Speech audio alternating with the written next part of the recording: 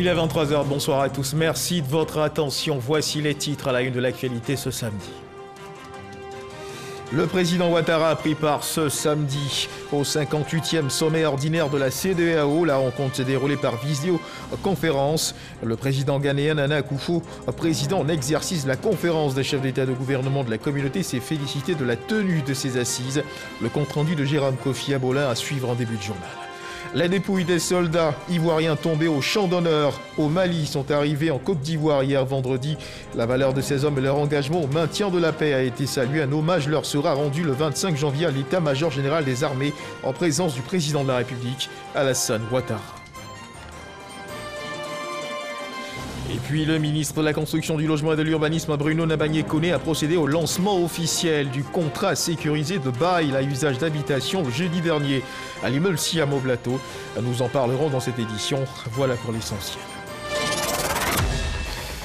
Oui, bonsoir à tous. En direct de Yamoussoukro, la cérémonie des ébonies vient de s'achever. Le verdict des ébonies révèle comme super ébony Madame Aka Akissi Marcel du Journal de l'Inter et comme ébony télé Cheikh Koné de la rédaction de RTI1. Nous y reviendrons dans ce journal. Pour l'heure, sachez que le président Ouattara a pris part ce samedi au sommet, au 58e sommet ordinaire de la CEDEAO. La rencontre s'est déroulée par vidéoconférence. Le président ghanéen Nana Akufo, président en exercice de la conférence des chefs d'État et de gouvernement de la communauté, s'est félicité de la tenue de ces assises. En saluant la participation de ses pairs à cette rencontre, il a rappelé l'urgence d'agir pour adresser la question de la crise sanitaire liée à la Covid-19. Jérôme Kofi Abola. Pour cause de la pandémie à coronavirus, le 58e sommet ordinaire de la CEDEAO s'est tenu ce samedi par visioconférence. Le président de la République, Alassane Ouattara, a pris part à cette rencontre.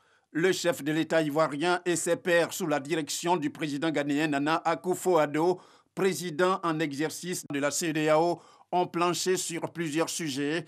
Ils ont saisi l'occasion de cette rencontre pour faire le point de la situation politique, sécuritaire et économique de la sous-région.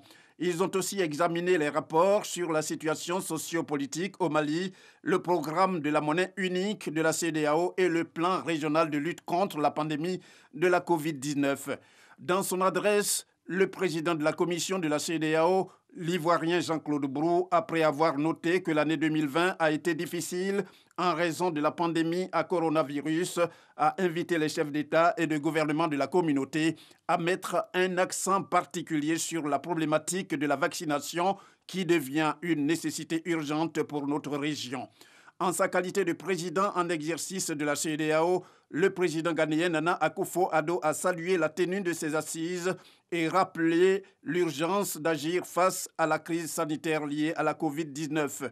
Il a félicité ses homologues ivoiriens Alassane Ouattara et burkinabé Roch Marc Christian Kaboré pour leur réélection à la magistrature suprême de leurs pays respectifs. Hier vendredi, à l'aéroport Félix Houphouët-Boigny d'Abidjan, en plein après-midi, en fin d'après-midi, les corps sans vie des 4 casques bleus ivoiriens tombés au champ d'honneur le 13 janvier dernier à Tombouctou au Mali, alors qu'ils étaient en mission de paix dans le pays, sont arrivés portés par leurs frères d'armes. Ils ont été accueillis par le Premier ministre de la Défense, Ahmed Bakayoko, qui a salué la mémoire et le courage de ces soldats tombés au champ d'honneur. Le général commandant de la force MINUSMA a tenu à les accompagner. Le Premier ministre Ahmed Bakayoko a d'ailleurs annoncé qu'un hommage leur sera rendu le lundi 25 janvier à l'état-major général des armées en présence du président de la République Alassane Ouattara à Boussanogo. C'est à bord d'un Antonov des Nations Unies que les corps des 4 casques bleus ivoiriens de la MINUSMA ont regagné Abidjan en provenance du Mali. Ils sont tombés le 13 janvier dernier dans une attaque perpétrée contre le bataillon ivoirien à Tombouctou. Pour les accueillir à la base du GATL, le Premier ministre, ministre de la Défense Ahmed Bakayoko. À ses côtés, les grands commandements. Ces 4 soldats tombés au Mali sont portés ici par leurs frères d'armes. Moment de grandes émotions pour leurs familles respectives, à la vue de leurs enfants, époux, frères et neveux. La délégation de la MINUSMA, la mission multidimensionnelle intégrée des Nations Unies pour la stabilisation au Mali, conduite par le général, commandant la force de la MINUSMA, Denis Gilensport, a rendu hommage à ces 4 soldats. Le décès de 4 soldats de la paix que nous honorons ici aujourd'hui est une énorme perte pour la MINUSMA, pour l'Organisation des Nations Unies et pour la République de Côte d'Ivoire. En ne perdant pas de vue la cause ultime pour laquelle nous travaillons, nous rendons hommage à ces casques bleus et honorons leur courage dans notre lutte pour la paix et la prospérité au profit de la population malienne. Intervenant à sa suite, le chef du gouvernement, ministre de la Défense Ahmed Bakayoko, a exprimé aux familles des défunts et à l'ensemble des forces armées de Côte d'Ivoire les compassions et les condoléances du chef de l'État Alassane Ouattara et de la nation. La mort tragique de nos soldats renforcera notre engagement à continuer à travailler pour la paix dans la sous-région et dans notre pays. Que Dieu Tout-Puissant veille sur leurs âmes. Toutes mes condoléances à leurs parents.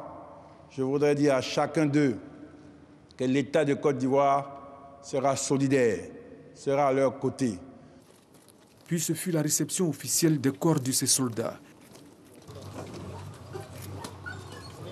Juste après la réception des dépouilles, le Premier ministre Ahmed Bakayoko a accordé une audience au général commandant la force de la MINUSMA. Notons qu'une cérémonie d'honneur militaire a été faite le mardi 19 janvier dernier en la mémoire de ces soldats au quartier général de la MINUSMA à Bamako par l'ONU et l'État malien. Ces 4 casques bleus ivoiriens ont reçu à cet effet la médaille d'honneur des Nations Unies à titre posthume. Et loin des hommages militaires, prenons ensemble la direction de la commune d'Abobo afin d'accroître la capacité d'action des policiers en service dans cette commune. Dans le cadre de la lutte contre le grand banditisme, du matériel roulant leur a été remis 7 véhicules et 8 motos remis par le Premier ministre Ahmed Bakayoko, maire de la commune. La remise de ces véhicules s'inscrit dans le cadre des projets à impact rapide. C'est ce que nous dit Didier Nguessan. 7 véhicules double cabine et 8 motos viennent renforcer le parc automobile de la police nationale. Ces engins roulants sont destinés au commissariat de la commune d'Abobo. Le premier magistrat de la commune, Ahmed Bakayoko, remet les clés au directeur général adjoint chargé des services de sécurité publique. Excellence, Monsieur le Premier ministre, ministre de la Défense, je voudrais vous traduire au nom de Monsieur le ministre de l'Intérieur et de la Sécurité et de l'ensemble des personnels de la police nationale, notre gratitude et notre reconnaissance pour l'appui constant et sans faille dont bénéficie la police nationale en remettant au service de police de votre commune ces précieux dons. Vous contribuez au renforcement des capacités opérationnelles de la police nationale, d'où à l'efficacité de la lutte contre la criminalité sous toutes ses formes.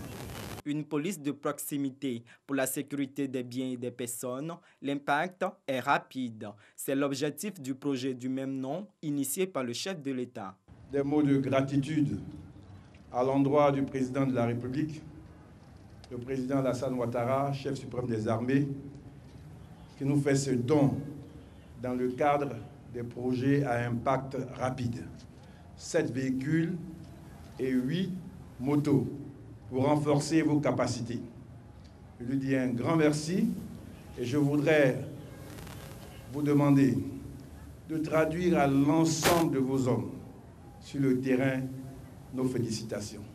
Nous sommes très impressionnés par le travail de la police et des autres forces de sécurité ici à Abobo qui a permis une évolution concrète de l'indice de sécurité. Je vous engage avec ces moyens à consolider cet élan. 2 nouveaux commissariats, celui d'Anonkwa-Kouté, opérationnel, et celui de Ndotré, bientôt livré, rapprochent ainsi la police nationale des populations d'Abobo.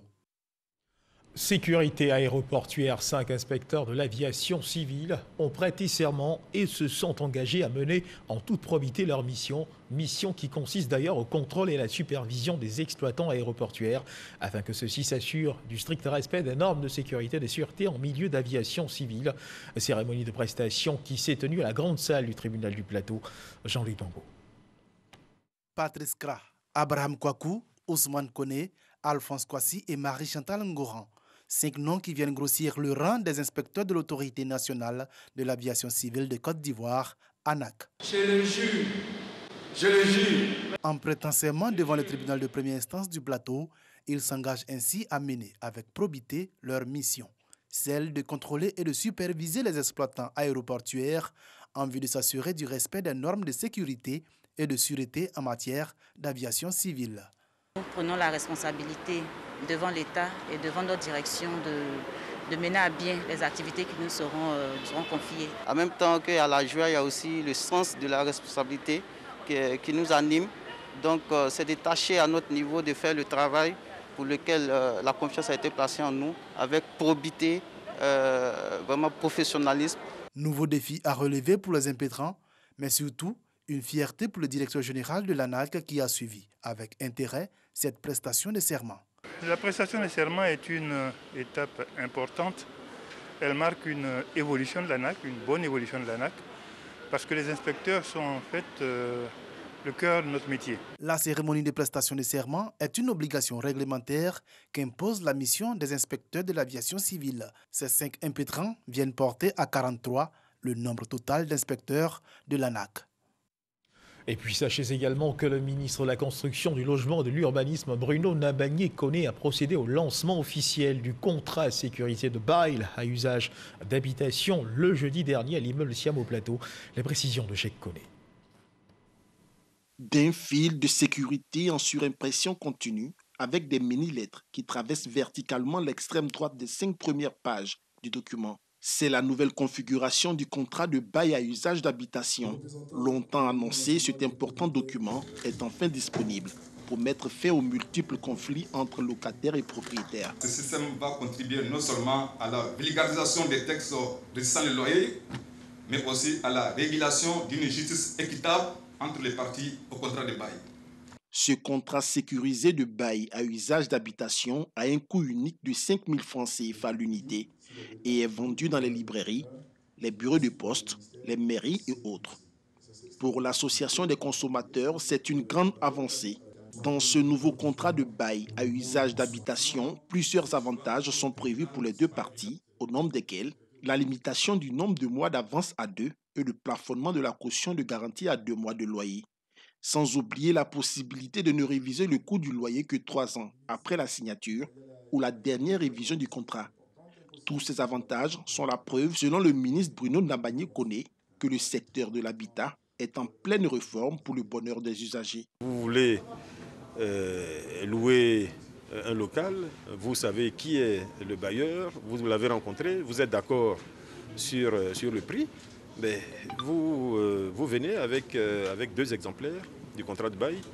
Chacun supporte le coût de l'exemplaire qui est le sien. Vous les signez, et en le signant, vous prenez l'engagement de respecter la loi. Ce nouveau contrat de bail émane de nouvelles dispositions légales contenues dans le Code de la construction et de l'habitat, entré en vigueur le 26 juin 2019.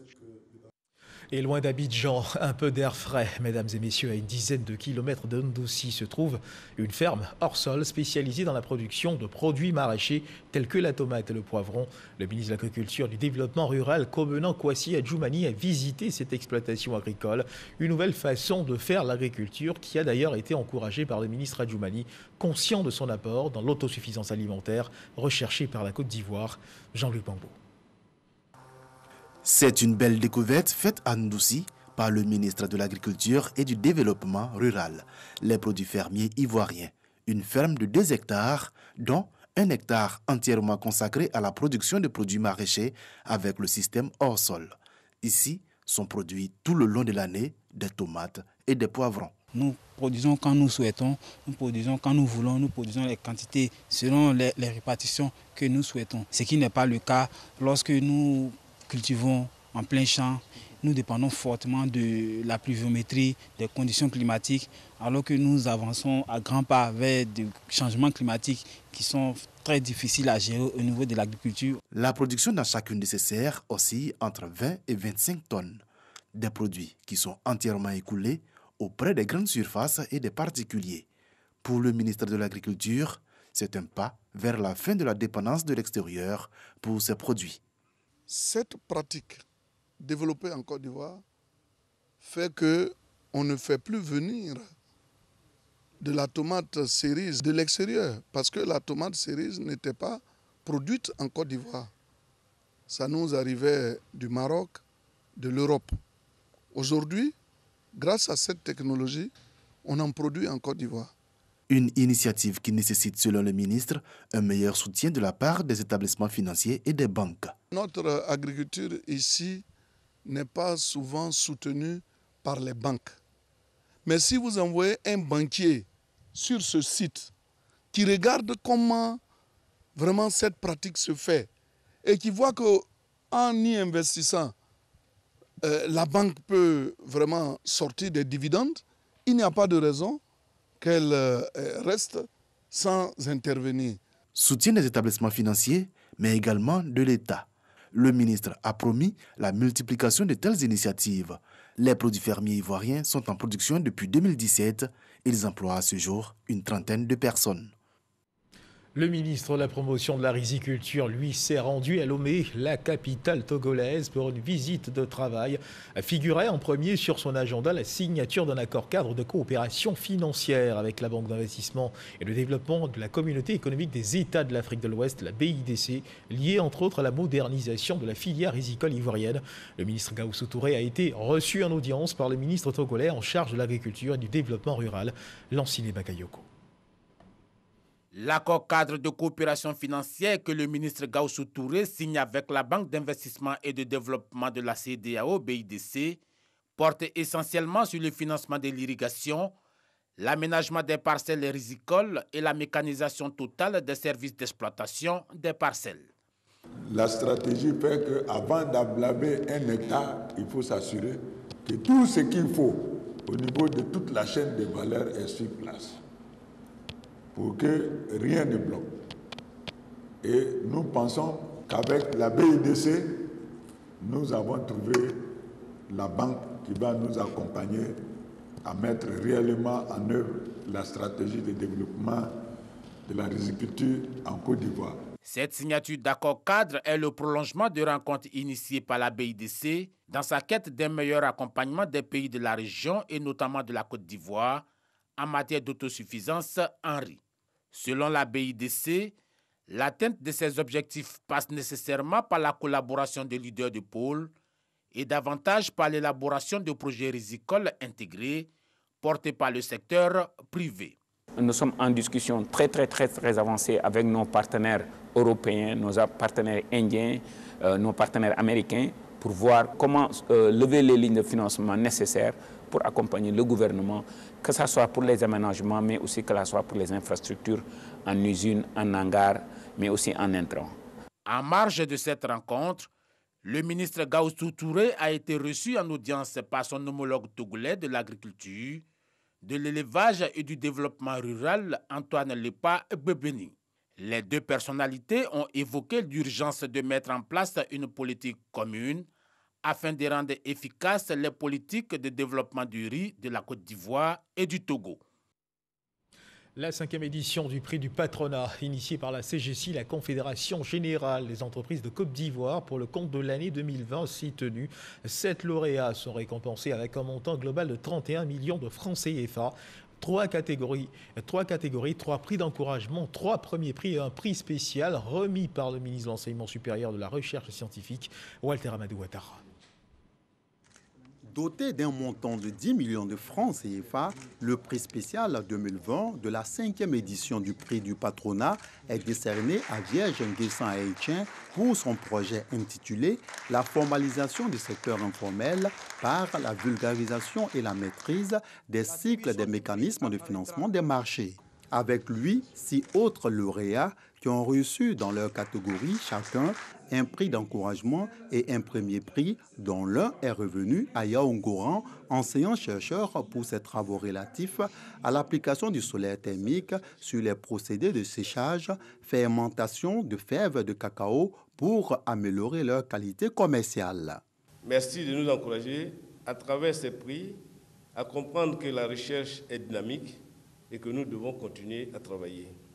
Initié depuis 2013, le prix du patronat de la Confédération générale des entreprises de Côte d'Ivoire a pu distinguer 35 lauréats. En instituant ce prix, le patronat entendait, entre autres, contribuer à la promotion des chercheurs, inventeurs et innovateurs, mais surtout, voir transformer les résultats de la recherche en opportunités d'affaires. Le ministre de l'Enseignement supérieur et de la Recherche scientifique félicite les lauréats et réaffirme l'intérêt que le gouvernement porte à la reconnaissance des valeurs, surtout dans l'innovation. L'innovation constitue un enjeu stratégique. C'est la condition de la croissance, de la création d'emplois et de richesses, mais également de l'amélioration de notre bien-être. La dynamisation de l'innovation est donc une priorité absolue pour notre département ministériel. Alors, comment ne pas célébrer l'excellence dans l'innovation technologique de façon générale, et en particulier dans l'innovation liée à l'environnement, l'agriculture, les nouvelles technologies dans l'éducation et la biotechnologie, qui sont les 4 domaines retenus pour l'attribution de ce prix. 13 candidats ont postulé pour cette 5e édition du prix du patronat. Les 7 lauréats retenus sont répartis avec une enveloppe globale de 31 millions de francs CFA. Direction la région du Rambol, le Cercle ivoirien de réflexion et d'action pour le développement, le CIRAD, continue d'étendre sa toile de solidarité à travers le pays. Pour ces débuts d'année, le CIRAD a déposé ses valises dans les régions du Rambol et du Tchologo. Les personnes en situation de handicap de ces 2 régions visitées ont vu leur mobilité renforcée par des vélos, des cannes anglaises et des béquilles. Des centres de santé des localités sillonnées ont été équipés en matériel médical. On fait le point avec Soro Corona. Début heureux de l'année 2021 pour les personnes en situation de handicap des régions du Rambol et du Tchologo. Ces personnes à mobilité réduite voient leurs moyens de déplacement renforcés. Des vélos, des cannes anglaises et des béquilles distribués aux organisations des personnes vivant avec handicap. Quand on n'a rien, on n'a pas de fauteuil ni de béquilles. Bon, en tout cas, c'est très difficile de se déplacer. Donc vraiment, je tiens à remercier le CIRAD. Tous ceux qui se déplacent aussi avec les cannes anglaises, ce n'est pas du tout évident. Donc, nous avons des cannes traditionnelles, donc confectionnées par les artisans. On se déplace avec ça. C'est une action du Cercle ivoirien de réflexion et d'action pour le développement CIRAD. Cette organisation non gouvernementale se veut le creuset de l'action humanitaire et sociale en Côte d'Ivoire. D'où le choix de cette frange de la population pour le lancement de ses activités au titre de l'année 2021. Une personne âgée qui a même coulé des larmes. Et beaucoup de gens ont coulé les larmes. Des gens qui n'ont plus leurs pieds, qui rampent, qui n'ont plus leurs pieds. Nous avons pensé que cette frange de la population a besoin d'aide. Ces dons sont faits au cours de l'installation des coordinations régionales du CIRAD. Dans le handball, ma priorité sera axée sur les femmes et la jeunesse. Je vais déjà organiser les femmes dans chaque département, de sorte que chaque groupe prépare les projets et puis qu'on puisse les présenter sur la table du président du CIRAD. Le Cercle ivoirien de réflexion et d'action pour le développement a étendu sa toile de générosité au centre de santé ruraux des 2 régions visitées. Créée en 2019 par le député de Séguéla, Mamadou Diomandé, cette organisation non gouvernementale intervient dans les domaines de l'éducation, de la santé, de l'agriculture, du commerce, de l'équipement et de la formation. Et loin des cloches de la solidarité, les anciens professionnels de l'information, hommes et femmes de médias réunis au sein d'une association baptisée le Cénacle des journalistes de Côte d'Ivoire ont eu une rencontre avec le ministre de la Communication et des Médias, Sidi Touré. Objectif visé par le bureau exécutif de l'association de ces anciens professionnels de l'information, hommes et femmes de médias, se présenter de façon officielle au ministre de la Communication et des Médias, Sidi Touré. Notons que cette association d'anciens professionnels de l'information se donne pour objectif de promouvoir les valeurs de qualité professionnelle, notamment l'éthique et la déontologie. Les précisions de Didier Nguesson. C'est la dernière année des associations dans le milieu des médias ivoiriens. Les membres entendent promouvoir, entre autres, les valeurs d'éthique et de déontologie et entretenir les liens d'amitié et de solidarité entre eux. Ils sont reçus par le ministre de la Communication et des Médias. Les journalistes contribuent par leur production à renforcer la démocratie. Ce rôle sensible peut entraîner des dérives. Le Cénacle veut veiller aux bonnes pratiques dans le métier. Le journalisme, notre profession, est frappée d'une, je ne dirais pas d'une tare, mais d'une caractéristique congénitale. C'est la liaison incestueuse entre la politique et le journalisme. Donc cela rend difficile le rôle d'information et d'indépendance qui devrait être le nôtre. Il faudrait voir comment rendre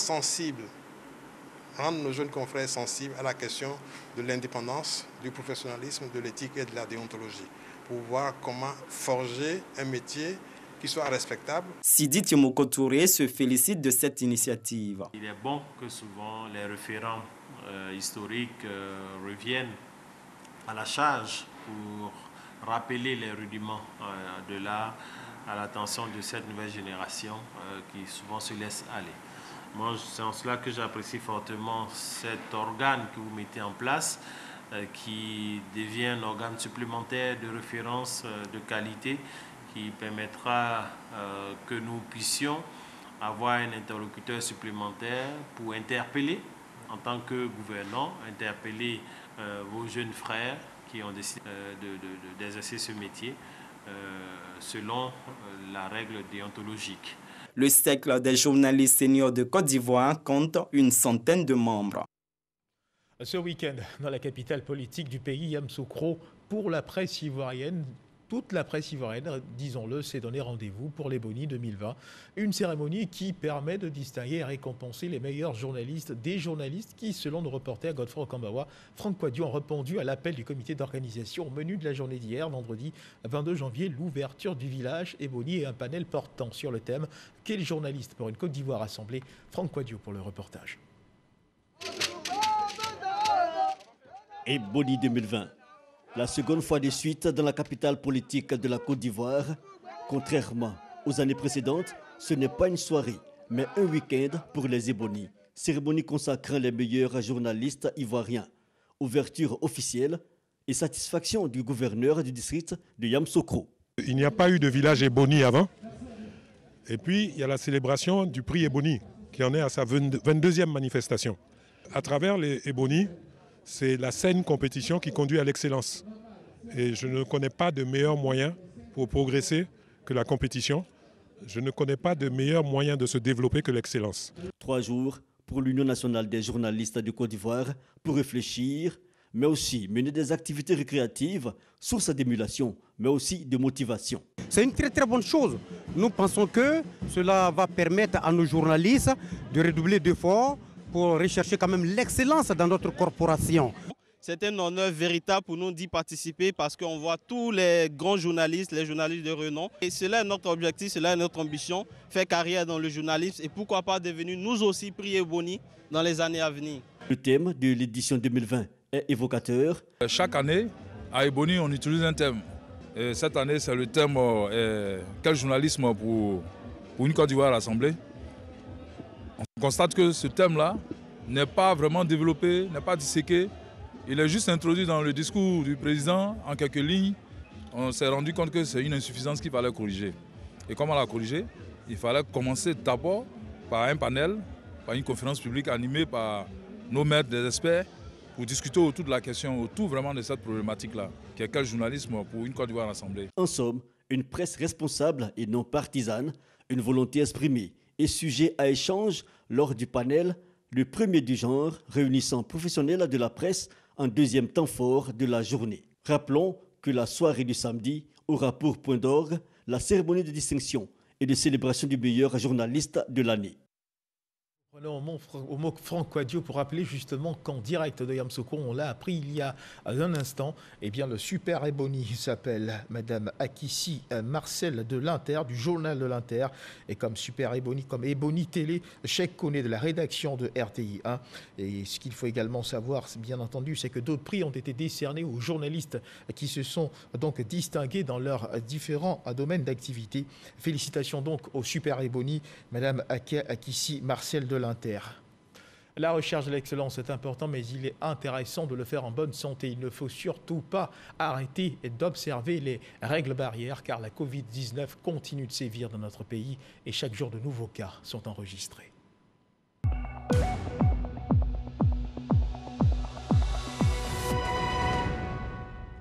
Et le ministère de la Santé et de l'Hygiène publique a enregistré ce samedi 23 janvier 2021 297 nouveaux cas de Covid-19 sur 2976 échantillons prélevés, soit 10% de cas positifs, 239 guéris et 2 décès. À la date du 23 janvier 2021, la Côte d'Ivoire compte donc 26 612 cas confirmés, dont 24 595 personnes guéries, 145 décès et 1872 cas actifs. Le nombre total d'échantillons est de 314 632.